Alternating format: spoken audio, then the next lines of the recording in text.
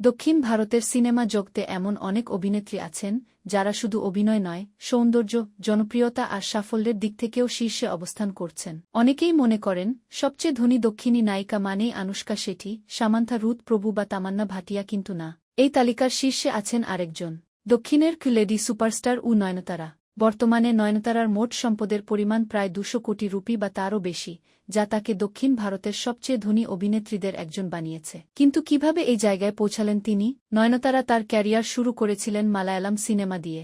এরপর ধীরে ধীরে তামিল ও তেলেগু ইন্ডাস্ট্রিতে নিজের শক্ত অবস্থান তৈরি করেন। একটা সময় ছিল যখন তিনি শুধু একজন নায়িকা ছিলেন, কিন্তু এখন তিনি একটি ব্র্যান্ড। প্রতিটি সিনেমার জন্য তিনি নেন কোটি টাকার পারিশ্রমিক। শুধু অভিনয় নয়, তিনি যুক্ত হয়েছেন প্রোডাকশন ব্যবসায়, ব্র্যান্ড এন্ডোর্সমেন্ট এবং বিভিন্ন বিজনেস ভেঞ্চারে। তার নিজের প্রোডাকশন হাউসও রয়েছে, যেখান থেকে একের পর এক হিট কন্টেন্ট তৈরি হচ্ছে।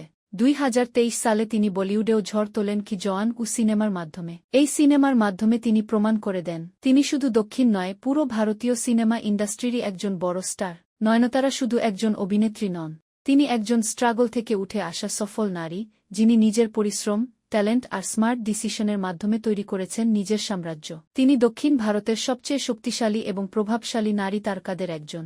আপনি কি জানতেন নয়নতারা এত ধনী? কমেন্ট করে জানাতে ভুলবেন না। আর এমন আরও ইন্টারেস্টিং তথ্য পেতে চ্যানেলটি সাবস্ক্রাইব করুন।